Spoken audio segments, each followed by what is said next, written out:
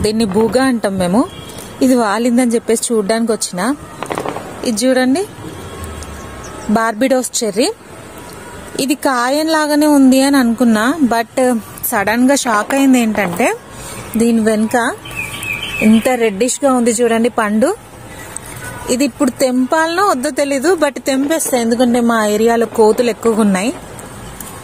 ప్రతి ఫ్రూట్ కోతులు టేస్ట్ చేసినాకనే మేము టేస్ట్ చేయవలసి వస్తుంది. ఇది తుంచేద్దాం అనుకుంటున్నా. ఫస్ట్ టైం టేస్ట్ చూద్దాం, లేకపోతే దేవుడి దగ్గర పెట్టి టేస్ట్ చూద్దామని. సో దీన్ని నేనైతే కట్ చేస్తున్నా.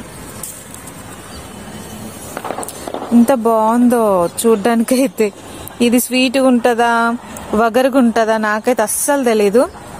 చూస్తా, తిన్న తర్వాత నేను టేస్ట్ చేసి మీకు చెప్తాను. చిన్న రకం టమాటా లాగుంది. ఇంకా కొన్ని అయినాయేమో అని చూసినా అన్ని లేవు ఇక్కడ.